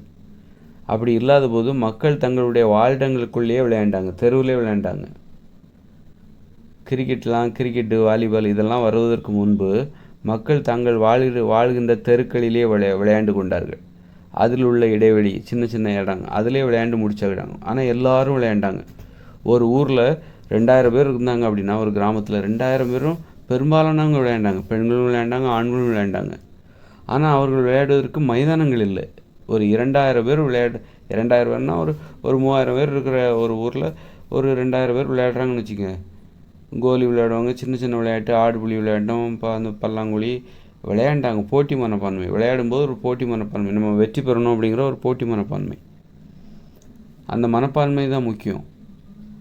ஒரு ஊரில் 3000 பேர் இருக்காங்கன்னா அப்போது ஒரு 2000 பேர் விளையாடுற வழக்கம் தினசரி இருந்தது. அந்த 2000 பேருக்கு விளையாடுறதுக்கு மைதானங்களே கிடையாது, அவங்க தெருவிலே விளையாண்டுக்கிட்டாங்க. அவங்க வாழ்கிற வீடு பக்கத்தில் தெருவிலே அங்கங்கே அவங்கவுங்க இருக்கிற இடங்களில் விளையாண்டுக்கிட்டாங்க. அவங்கவுங்க விருப்பப்பட்ட நேரத்தில் விளையாண்டுக்கிட்டாங்க. எப்போ அந்த கிரிக்கெட் வந்ததோ, எப்போ வாலிபால் வந்ததோ, எப்போ ஃபுட்பால்லாம் வந்ததோ அப்போ தான் அந்த விளையாட்டுகளை விளையாடுவதற்கு தனியாக ஊருக்கு வெளியில் ஒரு மைதானம் தேவைப்பட்டது. ஊருக்குள்ளே விளையாண்டு பார்த்தாங்க. அப்போ பால்லாம் கண்ணாமண்ணான்னு அடித்தாங்க. அவங்கவுங்க அங்கங்கே வீடுகளில் மேலே ஓட்டில் விழுறது, டம்முன்னு விழுறது, ஓடு உடஞ்சி போகிறது, யார் மேலே ஏற்படுறது, இது மாதிரி புகார்கள் வரும்போது மக்கள் என்ன பண்ணால் ஊருக்கு வெளியில் போய் விளையாட ஆரம்பிச்சிட்டாங்க. இது ஆபத்தான விளையாட்டு, அதனால் ஊருக்கு வெளியில் போயிடுங்க, நிறைய பெரிய பரப்பளவு தேவை, அதனால் நீங்கள் ஊருக்கு வெளியில் போயிட்டாங்க. அப்போ தான் மிகப்பெரிய மைதானங்களே தேவைப்பட்டது. அந்தளவுக்கு மக்கள்கிட்ட கொடுத்துட்டிங்கன்னு வச்சுக்கோங்களேன் விளையாட்டை, பெரிய மைதானங்கள்லாம் ஏற்படுத்தணும். ஆனால் மைதானத்தை ஏற்படுத்திக்கலாம், மக்கள் வாழ்இடங்களுக்குள்ளே ஏற்படுத்தணும். ஊரை விட்டு வெளியில் போய் ஒரு கிரவுண்டை உருவாக்கக்கூடாது. மக்களுடைய வீட்டு பக்கத்துலேயே இருக்கிற சின்ன சின்ன இடங்கள் அதெல்லாம் உருவாக்கி கொடுத்தாலே போதும், பெரிய பெரிய மைதானங்கள் தேவையில்லை. அது மாதிரி என்ன பண்ணணும் அப்படின்னா, இந்த கிரிக்கெட் பாலு அதையும் வியாபாரம் பண்ணுறதை நிறுத்திடணும். ஏன்னா கிரிக்கெட் பாலை உற்பத்தி பண்ணுறது, கிரிக்கெட் பேட்டை உற்பத்தி பண்ணுறது, கலை படைப்பு சார்ந்து எந்த தொழிலுமே செய்யக்கூடாது. அது மாதிரி விளையாட்டு சம்மந்தப்பட்ட எந்த தொழிலுமே செய்யக்கூடாது. நீ பேட்டு தயாரிக்கிறது, டென்னிஸ் மட்டையை தயாரித்து விற்பனை செய்வது, கால்பந்து தயாரித்து விற்பனை செய்வது, இது எல்லாத்துக்குமே தடை செஞ்சிடணும். அப்போ மக்கள் என்ன பண்ணுவாங்கனாக்கா, விளையாடுறதுக்கு அது மாதிரி ஹார்மோனிய பெட்டி தயாரிக்கிறது, நாதஸ்வரம் தயாரிக்கிறது, மேளம், இது எல்லாத்துக்குமே தடை வச்சிடணும். அப்போ என்ன பண்ணுவாங்க அப்படின்னா, மக்கள் இயற்கையான பொருட்களிலிருந்து கிடைக்கிற பொருளை வச்சுக்கிட்டு விளையாடுவாங்க. இயற்கையிலிருந்து கிடைக்கக்கூடிய பொருட்களை எடுத்துக்கொண்டு விளையாடுவார்கள். அது மாதிரி இயற்கையிலிருந்து கிடைக்கக்கூடிய பொருளை வச்சு கலைப்படைப்புகளை உருவாக்குவார்கள். கலைப்படைப்புகள், சிற்பம், ஓவியம், அப்போ அது எளிமையாக தான் இருக்கும். இன்றைக்கி ஏன் மக்கள் ஓவியம் வரைய மாட்டேங்கிறாங்க? ஓவியம் பொழுதுபோக்காக எதற்காக ஓவியம் வரைய மாட்டேங்கிறாங்க அப்படின்னா, நீங்கள் பொழுதுபோக்காக ஓவியம் வரைவதாக இருந்தால் அதற்கான பொருட்களை காசு கொடுத்து தானே வாங்க வேண்டியிருக்கு. அது ஒரு முதலீடு. அப்போ அது ஒரு செலவு தானே. அந்த செலவு செய்கிறதுனால எனக்கு என்ன நன்மை? மக்கள் செலவு செஞ்சால் அது ஒரு முதலீடாக இருக்க வேண்டும், அது எனக்கு வருமானத்தை திருப்பி தர வேண்டும் அப்படின்னு நினைக்கிறாங்க. அப்போ பொழுதுபோக்குக்காக நான் பணத்தை கொடுத்து நான் வண்ணங்களை வாங்கி ஓவியம் வரைய வேண்டுமா? பணத்தை கொடுத்து நோட்டுகளை வாங்கி நான் ஓவியம் வரைய வேண்டுமா? அதனால் எனக்கு நிறைய இழப்பு தானே வருது. ஆனால் ஒரு ஓவியர், அவர் வரைந்த ஓவியத்தை தொழிலாக செய்கிறவர், அவர் வரைந்த ஓவியத்தை வரைந்து விற்பனை செய்கிறார். அவர் முதலீடு போட்டு பணத்தை போட்டு வண்ணங்களை வாங்குகிறார். அப்புறம் கேன்வாஸ்லாம் வாங்குகிறார். கேன்வாஸ்லாம் வாங்கி நோட்டெல்லாம் வாங்கி அதில் ஓவியமாக வரைஞ்சி அதை ஃப்ரேம் பண்ணி விற்கிறாரு. அவர் முதலீடு போடுறாரு, பணத்தை போட்டு வண்ணங்களை வாங்கி ப்ரஷ்ஷை வாங்குறாரு, தூரிகையை வாங்குறாரு, ஓவியமாக வரைஞ்சி விற்கிறாரு. அவர் போட்ட முதலீடு எல்லாம் பணமாக லாபமாக வருது. அந்த நம்பிக்கையில் தான் அவர் என்ன பண்ணுறாரு, வண்ணங்களை விலை கொடுத்து வாங்குகிறார், தூரிகைகளை விலை கொடுத்து வாங்குகிறார், நோட்டுகளை விலை கொடுத்து வாங்குகிறார். அப்புறம் அதை ஃப்ரேம் பண்ணி விற்கிறார். அப்போ யார் விலை கொடுத்து வாங்குவாங்க அப்படின்னா, நாம் அதை தொழிலாக செய்கிறவங்க தான் விலை கொடுத்து வாங்குவாங்க. கலைப்படைப்புகளை உருவாக்குவதற்கான மூலப்பொருட்களை யார் விலை கொடுத்து வாங்குவாங்கன்னா, அதை தொழிலாக செய்கிறவங்க தான் விலை கொடுத்து வாங்குவாங்க. கிரிக்கெட் பேட்டு, பாலு, ஃபுட்பால், இதெல்லாம் யார் விலை கொடுத்து வாங்குவாங்கன்னா, அதையே தொழிலாக வைக்கிறாங்க பாருங்கள், அவங்க தான் விலை கொடுத்து வாங்குவாங்க. இப்போ நீ ஒரு ஃபுட்பால் பிளேயரு, நீ ஸ்கூலில் படிக்கிற, நீ போட்டியில் ஜெயிச்சு நீ கப்பெல்லாம் வாங்கிட்டு வருவ. அப்படி இருந்தால் மட்டும்தான் நீ அதெல்லாம் வாங்குவ, மற்றவங்க வாங்க மாட்டாங்க. ஸ்கூலில் நீ கால்பந்து அணியில், உங்கள் ஸ்கூலில் இருக்கிற கால்பந்து அணியில் நீ ஒரு விளையாட்டு வீரராக நீயும் இருக்கிற அப்படின்னா, நீ என்ன பண்ணுவ? உனக்கு பரிசெல்லாம் தேவை, பரிசு, பணம், சர்டிஃபிகேட்டு, சான்றிதழ் எல்லாமே தேவை. அதனால் நீ என்ன பண்ணுவ? கால்பந்து வாங்கி நீ பயிற்சி எடுப்ப. நீ உங்கள் ஸ்கூலில் இருக்கிற கிரிக்கெட்டு அணியில் நீ இருந்தன்னா, அப்போது உன்னை ஸ்கூல்லேருந்து அனுப்புவாங்க போட்டிக்கு. அப்போ நீ பரிசு வாங்கிட்டு வருவ. அப்படி இருக்கும்போது நீ என்ன பண்ணுவேன்னாக்கா, பணம் கொடுத்து கிரிக்கெட் மட்டைகளை வாங்குவ, கிரிக்கெட் பந்துகளை வாங்குவ. ஆனால் பொழுதுபோக்குக்காக சும்மா விளையாடுறாங்க பாருங்கள், அவங்க காசு கொடுத்து வாங்க மாட்டாங்க. ஏன்னா அதை ஒரு செலவாக தான் பார்ப்பாங்க. எதுக்கு அது? அப்படி ஒரு சந்தோஷம் எனக்கு தேவையில்ல, அப்படி ஒரு நிர்பந்தம் இல்லைல்ல. அப்படி காசு கொடுத்து தான் நான் பேட்டை வாங்கணும், பாலை வாங்கணும். அப்போது ஒவ்வொரு 6 மாதத்துக்கு ஒரு வாட்டி நான் ஒரு பேட் வாங்கணும், பால் வாங்கணும். ஒவ்வொரு 6 மாதத்துக்கு ஒரு வாட்டி நான் ஆயிரக்கணக்கில் பணம் சம்பாதிக்கணும். பணத்தை செலவு பண்ணி நான் பேட்டு பாலுன்னு வாங்கிட்டே இருக்கணும். நான் என்ன அதை வச்சு தொழிலாக பண்ண போகிறேன்? பொழுதுபோக்குக்காக நான் இவ்வளோ பணம் செலவு பண்ணுமா? ஒவ்வொரு வருடத்துக்கும் நான் பொழுதுபோக்குக்காக விளையாட்டு பொருட்களை வாங்குவதற்காக நான் சில ஆயிரங்களை செலவு செய்ய வேண்டுமா? அல்லது பல ஆயிரங்களை செலவு செய்து தான் நான் விளையாடுறத நான் என் வாழ்க்கையோடு இணைச்சிக்க முடியுமா? அப்படின்னு சொல்லிட்டு தான் மக்கள் நிறைய பேர் என்ன பண்ணுறாங்க, பேட் வாங்குறதில்ல, பால் வாங்குறதில்ல. ரொம்ப பணக்காரங்க தான் வாங்குவாங்க, நடுத்தர மக்கள் வாங்க மாட்டாங்க, ஏழைகள் வாங்க மாட்டாங்க. பணம் கொடுத்து அவங்க பேட்டு, கிரிக்கெட் பால் இதெல்லாம் வாங்க மாட்டாங்க. அப்போது நீங்கள் கிரிக்கெட் அல்லது கலைகளையோ விளையாட்டையோ தொழிலாக செய்யக்கூடாதுன்னா, அப்போ நீங்கள் இன்னொன்றுக்கும் தடை விதிக்கணும். இந்த கலைப்பொருட்கள்லாம் விற்கிறாங்களே, ஓவியம் வரைவதற்காக தூரிகைகளை விற்பாங்க, அதெல்லாம் தடை பண்ணிடணும். ஓவியம் வரைவதற்காக வண்ணங்களை உற்பத்தி செய்து விற்பார்கள், அதையும் தடை செஞ்சிடணும். கலர் பென்சில் அதெல்லாம் தடை பண்ணிடணும். அது மாதிரி ஓவியம் வரைவதற்கான தூரிகைகளை தடை செய்து விட வேண்டும். ஆனால் வீட்டுக்கு பெயிண்ட் அடிக்கிறதுக்கான அந்த தூரிகைகளை உற்பத்தி செய்யலாம், தப்பே கிடையாது. வீட்டுக்கு பெயிண்ட் அடிக்கிறதுக்கான, சுவருக்கு பெயிண்ட் அடிப்பதற்கான வண்ணங்களை உற்பத்தி செய்யலாம், தப்பு கிடையாது. அதுக்கு தடை விதிக்க வேண்டிய அவசியம் இல்லை. ஆனால் நீங்கள் கலைப்படைப்புகளை உருவாக்குவதற்கான அந்த மூலப்பொருட்கள் இருக்குல்ல, அதை உற்பத்தி செய்கிற அந்த தொழிலுக்கு தடை வச்சிடணும். அது மாதிரி விளையாட்டுகளை விளையாடுவதற்கான மூலப்பொருட்கள் யார், பந்து, பேட்டு, நெட்டு இதெல்லாம் தயாரிக்கிறாங்க பாருங்கள், அதுக்கும் தடை வச்சிடணும். அது தயாரிக்கக்கூடாது. அது மாதிரி இந்த ஹார்மோனிய பெட்டு, நாதஸ்வரம், அப்புறம் வந்து மேளம், கித்தாரு இதுக்கு தடை வச்சிடணும். வீணை இதுக்கெல்லாம் தடை வச்சிடணும். ஏன்னா இதெல்லாம் யார் வாங்குவாங்கன்னா, அதையே தொழிலாக செய்கிறவங்க தான் அதை வாங்குவாங்க. தொழிலாக செய்கிறதுனால தான் இந்த மாதிரி கருவிகளே உருவாச்சுது. இந்த கருவிகள் உருவாகிறதுக்கு காரணமே என்னென்னா, நாதஸ்வரம் ஏன் உருவானது, மேளம் ஏன் உருவானது, கித்தார் ஏன் உருவானது, வீணை ஏன் உருவானது அப்படின்னா அதை வச்சு தொழில் செஞ்சவங்க கண்டுபிடிச்சது. அது தொழில் செய்வதால் ஏற்பட்ட ஊக்கத்தை அடிப்படையாக கொண்டு அதை கண்டுபிடிச்சாங்க. ஹார்மோனை பற்றி ஏன் கண்டுபிடிச்சாங்கன்னா, அதை வச்சு தொழில் செய்கிறாங்க பாருங்கள், இசையை உருவாக்கி. அப்படி ஒரு நடைமுறை கடந்த காலங்களில் இருந்ததுனால தான் அதனால் ஏற்பட்ட ஊக்கம், அந்த பணத்தை சம்பாதிக்கணுங்கிற ஊக்கம், வேகம், வெறி, அதுதான் அந்த கருவிகளை கண்டுபிடிக்க காரணமாக இருந்தது. கலை படைப்புகளை வச்சுக்கிட்டு நீங்கள் வந்து இசையை வச்சு பிழைப்பு நடத்தக்கூடாது அப்படின்னா யாரும் ஹார்மோனியை பற்றி விலை கொடுத்து வாங்க மாட்டாங்க, நாதஸ்வரத்தெல்லாம் விலை கொடுத்து வாங்க மாட்டாங்க. எளிதாக எப்படி இசைப்பது என்பதைத்தான் கற்றுக்கொள்வார்கள். எளிதாக எப்படி இசைப்பது, எளிதாக எப்படி நடனமாடுவது, அதாவது செலவே இல்லாமல் எப்படி இசைப்பது அப்படின்னு தான் யோசிப்பாங்க. காசு கொடுத்து தான் நான் வந்து இசையை கற்றுக்கணுமா அப்படின்னு யோசிப்பாங்க. அதனால் கலைகளை தொழிலாக செய்வதற்கு தடை வைத்து விட்டால்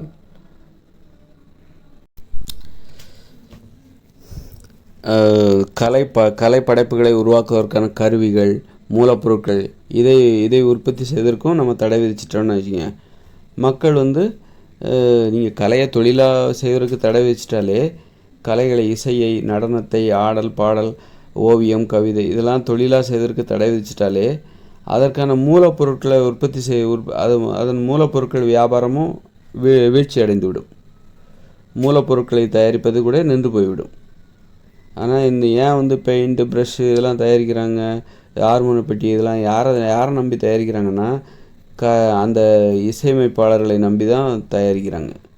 மக்கள் இதை வாங்குவாங்க, பொழுதுபோக்குக்காக பயன்படுத்திப்பாங்க அப்படின்னு நினச்சி அதை அவங்க தயாரிக்கலை. இசையமைப்பாளர்கள் வாங்குவாங்க. அதனால தான் நாதஸ்வரம், மேளம், வீணை, வயலின் இதெல்லாம் ஏன் தயாரிக்கிறாங்க அப்படின்னா, மக்கள் பொழுதுபோக்குக்காக வீட்டில் வாங்கி வாசிப்பாங்கன்னு நினச்சி அதெல்லாம் தயாரிக்கலை அந்த கம்பெனி. அதை கலைகளை தொழிலாக கொண்டவர்கள் வாங்குவாங்க. அதனால் வியாபாரம் அதிகரிக்கும். அதனால தான் அதை தயாரிக்கிறாங்க. அதனால் அதுக்கெல்லாம் தடை வச்சிடணும். தடை வச்சுட்டாக்கா அதுக்கு ஆட்டோமேட்டிக்காக தடை விதிச்சிடும்.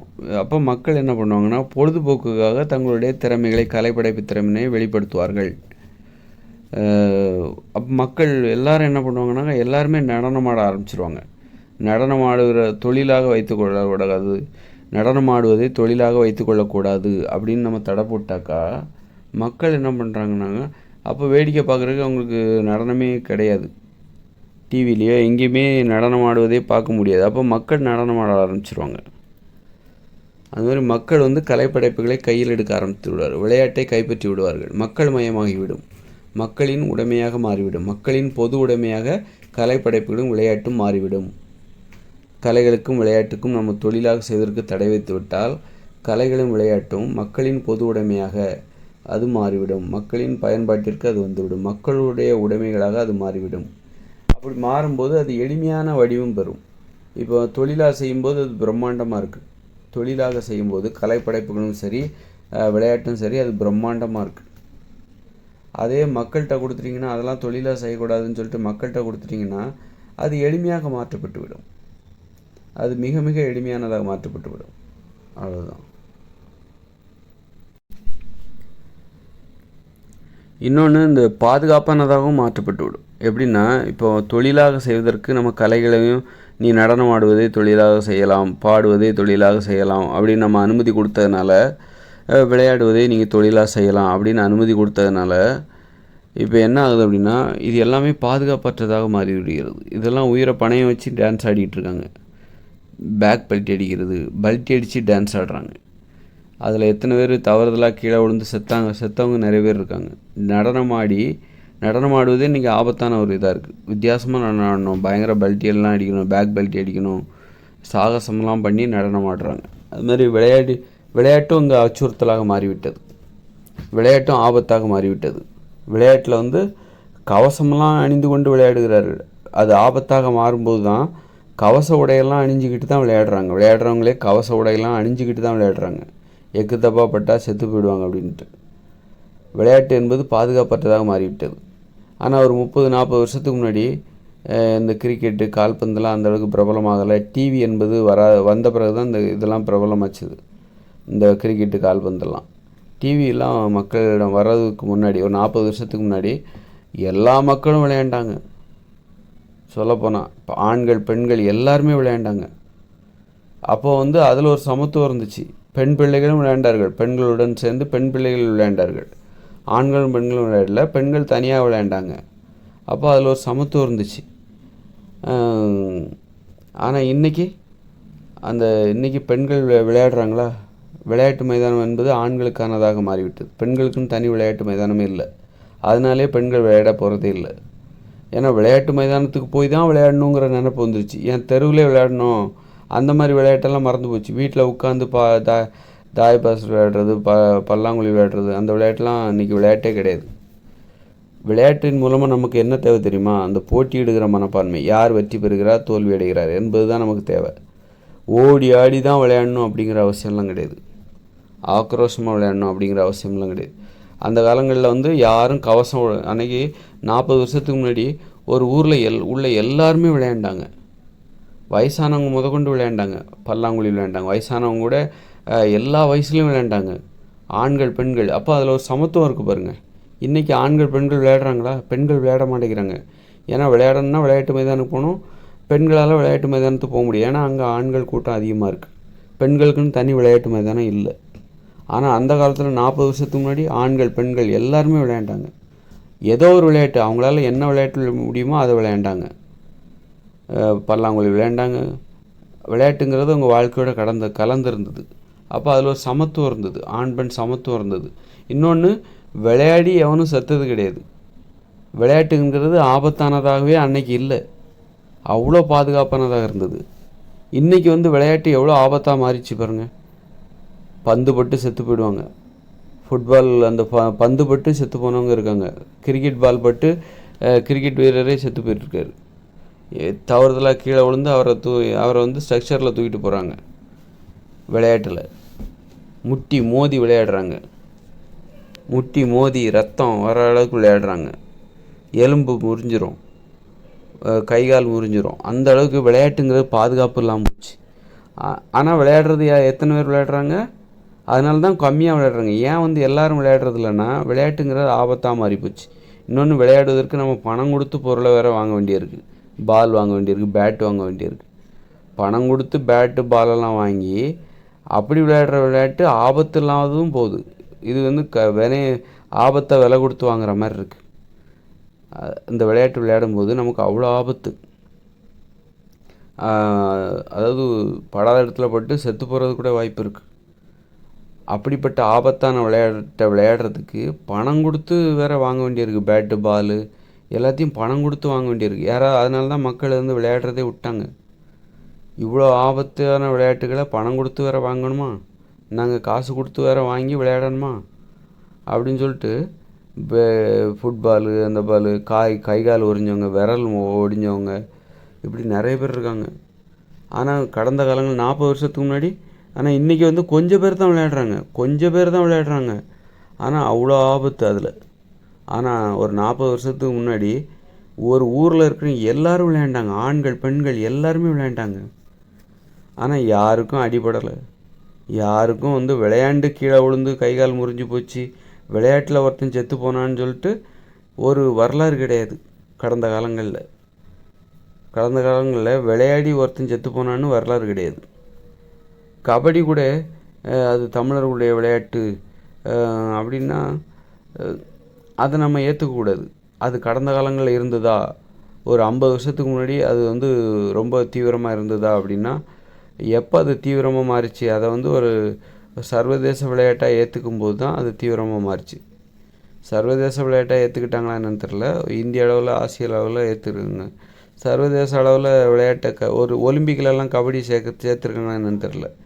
அந்த மாதிரி ஒரு சர்வதேச அங்கீகாரம் வரும்போது தான் அது கபடி வந்து விளையாட்டாக ஏற்றுக்கொள்ளப்பட்டது. அதுக்கு முன்னாடிலாம் கபடி விளையாண்டுருக்க மாட்டாங்கன்னு தான் நான் நினைக்கிறேன். ஏன்னா மக்கள் வந்து அந்த மாதிரி ஆபத்தான விளையாட்டை விளையாண்டால் கூட அது மென்மையாக தான் விளையாண்டுருப்பாங்க. இந்த மாதிரி உயிரை கொடுத்து விளையாடணும், பெல்ட் அடித்து ஏறி குதித்து சாகசம் பண்ணி தான் அந்த கபடி விளையாடணுன்னு அந்த மாதிரி இருந்திருக்காது. கபடியே எனக்கு தெரிஞ்சு இடையில வந்தது தான் அது. ஏன்னா நான் சின்ன வயசில் கபடி விளையாண்டுருக்கேன். ஆனால் அது வந்து அது ஆரம்பத்தில் இருந்தது இல்லை, இடையில வந்தது கபடி.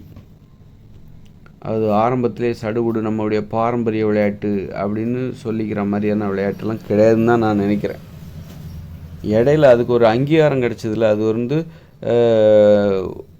ஒரு ஆசிய அளவில், இந்திய அளவில், தமிழ்நாடு அளவில் அதுக்கான அங்கீகாரம் கிடச்சிடல. கிரிக்கெட் மாதிரி அப்போ தான் அது வந்து மக்கள் மத்தியில் பரவ ஆரம்பிச்சிது. மக்கள் விளையாண்டாங்க. அதனால் வந்து ஏன்னா கடந்த காலங்களில் எல்லா விளையாட்டும் பாதுகாப்பானது, எளிமையானது. பெரிய மைதானம்னு விளையாட்டு மைதானம்னு ஒன்று கிடையவே கிடையாது. கடந்த காலங்களில் மக்கள் தெருக்கள்லேயும் வீடுகள்லேயும் உட்காந்து விளையாண்டுட்டு இருந்தாங்க. வீட்டு திண்ணையிலையும் வெயிலாக இருந்ததுன்னா என்ன வீட்டுக்குள்ளே விளையாடுவோம் அப்படின்னு நினச்சி மர நிழலில் உட்காந்து விளையாண்டுட்டு இருந்தாங்க. தெருக்களில் உட்காந்து விளையாண்டுட்டு இருந்தாங்க. அதுதான் உண்மையான விளையாட்டு. அதுதான் மக்களுடைய விளையாட்டு, பாதுகாப்பான விளையாட்டு. இது எல்லாமே ஆபத்தான விளையாட்டு, தொழில் விளையாட்டு. ஏன் தொழில் விளையாட்டு எல்லாம் ஆபத்தானதாக இருக்குன்னா, ஆபத்தானதாக இருந்தால் தானே அது வியாபாரிகள்கிட்ட இருக்கும்.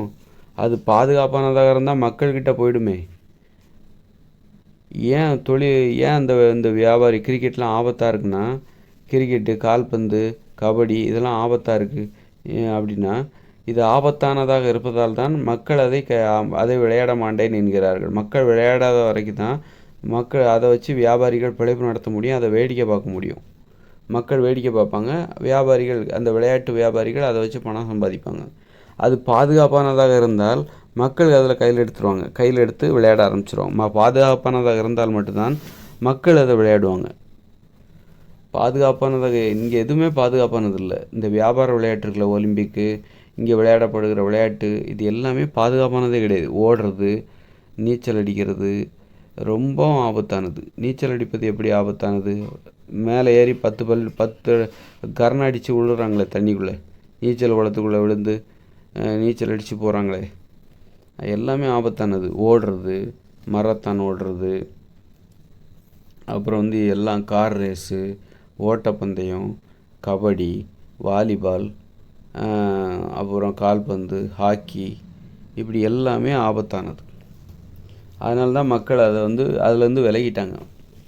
வேண்டாம், நாங்கள் வேடிக்கை பார்க்குறோம், நீங்கள் விளையாடுங்க, நீங்கள் முட்டிக்கிட்டு சாவுங்க, நாங்கள் வேடிக்கை பார்க்குறோம், அது எங்களுக்கு கைவந்த கலை அப்படின்னு சொல்லிட்டு இவங்க வேடிக்கை பார்க்க ஆரம்பிச்சிட்டாங்க. புத்திசாலின்னு நினச்சிட்டு இவங்க வேடிக்கை பார்க்க ஆரம்பிச்சிட்டாங்க. ஆனால் உண்மையிலே மக்கள் புத்திசாலியாக இருந்தால் என்ன பண்ணணும்னா, மக்கள் இந்த மாதிரி தாயப்பாசை, பல்லாங்குழி வீட்டிலே உட்காந்து ஏதாவது எளிதான விளையாட்டுகளை விளையாடி இருக்கணும்.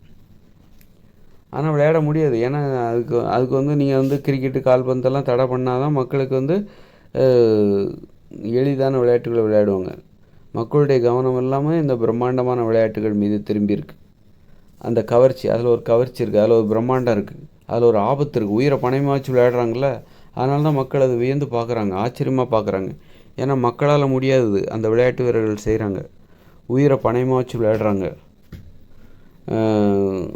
அப்போ அது நம்மளால் முடியாது. மக்கள் எல்லோரும் என்ன பண்ணுறாங்க, நம்மளால் முடியாத விஷயத்த அந்த விளையாட்டு வீரர்கள் செய்கிறாங்க. அதனால் இதை வாய் பிளந்து பார்க்குறாங்க. இப்படி தான் அது வியாபாரிகள் தக்க வச்சுக்கிறாங்க. மக்கள்கிட்ட அந்த விளையாட்டு மக்கள்கிட்ட போகாத அளவுக்கு பார்த்துக்கிறாங்க. பார்த்து வச்சுட்டு பணத்தை சம்பாதிக்கிறாங்க, அதை வச்சு பணம் சம்பாதிக்கிறாங்க. அதனால் அது மாதிரி தான் கலைகளும். ஏன் இசை அவ்வளோ பெருசாக இருக்குது, பிரம்மாண்டமாக இருக்குது? அப்போ தான் மக்களுக்கு அது மக்கள்கிட்ட போகாது, மக்கள் அதை கையில் எடுக்க மாட்டாங்க.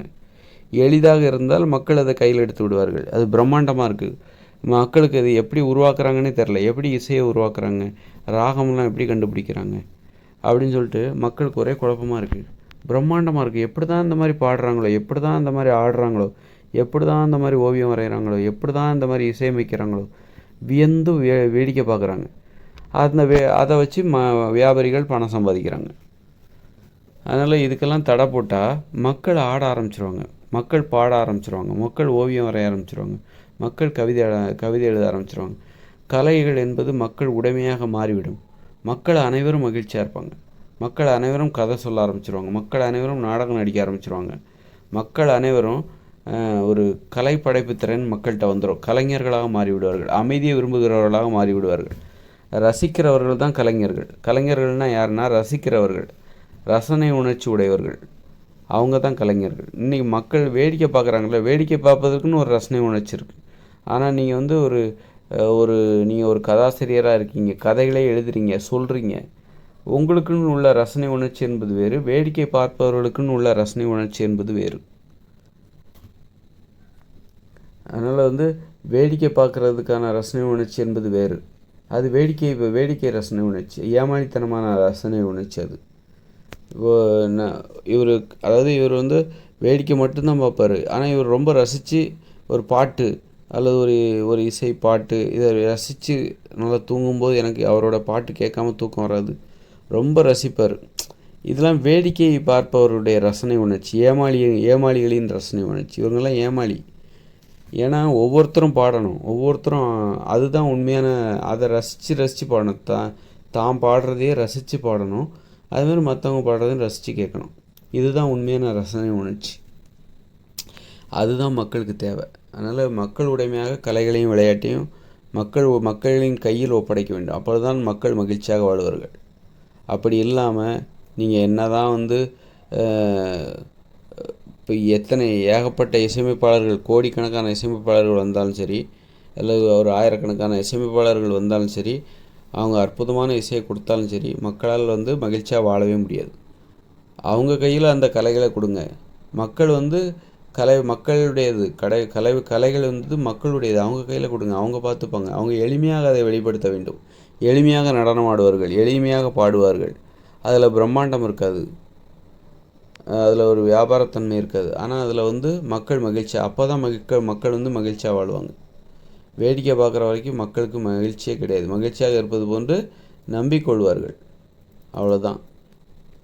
அதனால் வந்து இந்த இயந்திர அறிவியல் உலகில் மக்கள் தங்களுடைய மக்களிடம் கலைகளையும் விளையாட்டையும் ஒப்படைச்சிடணும்.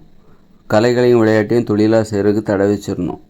அப்புறம் என்ன பண்ணணும் அப்படின்னா, மக்கள் தங்களுடைய கலைப்படைப்பு திறனை வெளிப்படுத்துவதற்கான ஒரு ஓவியம் வரைகிறாரா, இயற்கை பொருட்களிலிருந்து ஓவியத்தை வந்து அவர் வந்து இயற்கை பொருட்களிலிருந்து, தாவரங்களிலிருந்து ஏதாவது இயற்கையான மை அல்லது தூரிகைகளை வந்து இயற்கையான தாவரங்களிலிருந்து தூரிகைகளை தயாரித்து அவர் ஒரு ஓவியம் வரைகிறாரு. ஏதாவது ஒரு ஓவியம், அதாவது அதுக்குன்னு ஒரு காகிதம் மாதிரி இயற்கை பொருட்களிலிருந்து இலைகளிலோ ஏதோ ஒன்று உருவாக்கி ஓவியம் வரைகிறாரு. இல்லை ஓவியம் வரையறதுக்கான முயற்சி, இல்லை பேப்பரில் வரைகிறாரு. இங்கே தான் காகிதம் இருக்குல்ல, காகிதத்தில் ஓவியம் வரைகிறாருன்னு வச்சுக்கோங்க. அப்படி வரைகிறாரு. காகிதம் கூட அப்போ வந்து அவர் விலை கொடுத்து தானே வாங்குறாரு.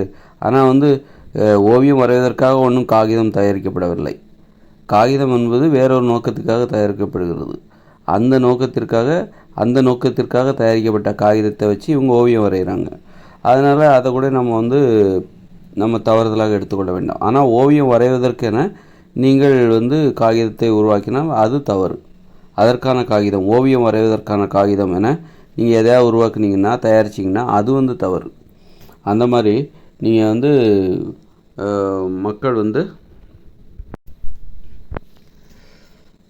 மக்கள் வந்து ஓவியம் வரைவாங்க, கவிதை எழுதுவாங்க, கதைகள் எழுதுவாங்க. அந்த மாதிரி அதை என்ன பண்ணணும் அப்படின்னா, ஒரு படைப்பாக வெளியிடணும். அதற்கான ஏற்பாடுகளை செய்யணும். ஒரு கதைகளை எழுதுறது, கதைகளை சொல்கிறது தான் கதை, சொல்வது தான் கதை. நல்லா தெரிஞ்சுக்கோங்க, சொல்வது தான் கதை, எழுதுவது கதை அல்ல. கதைனாலே சொல்லுன்னு அர்த்தம். அதனால் வியாபாரிகள் தான் அதை மாற்றிட்டாங்க. அதனால் மக்கள் மயமாக்கப்படும் பொழுது கலைகளை கொண்டு நீங்கள் வச்சுக்கோங்க, வியாபாரிகிட்டேருந்து கலைகளை பிடுங்கி இனிமேல் கலைகளை நீங்களே வச்சுக்கோன்னு மக்கள்கிட்ட கொடுத்துட்டோன்னு வச்சுக்கோங்களேன். மக்கள் என்ன பண்ணுவாங்க தெரியுமா? கதையெல்லாம் எழுத மாட்டாங்க, சொல்ல ஆரம்பிச்சிருவாங்க. அப்போ கதைக்கான உண்மையான இயற்கையான தன்மையாக தான் சொல்வது தான் கதை. எழுதுவது கதையல்ல, அது வியாபாரம். வியாபாரத்திற்கு தகுந்தாற் போன்று கதையை சொல்லுகிற வழக்கத்தையே எழுதுகிற வழக்கமாக மாற்றிவிட்டார்கள். அதனால் மக்கள் என்ன பண்ணணுன்னாக்கா, அவங்ககிட்ட கலைகளை கொடுத்துட்டா அதை வெளிப்படுத்துவதற்கு ஏதாவது ஒரு ஏற்பாடு அதாவது பண்ணிப்பாங்க. இல்லை அவங்களுக்குள்ளே கதைகளை சொல்லிப்பாங்க, கருத்துக்களை பேசிப்பாங்க. இதெல்லாம் இயற்கையான நடைமுறை.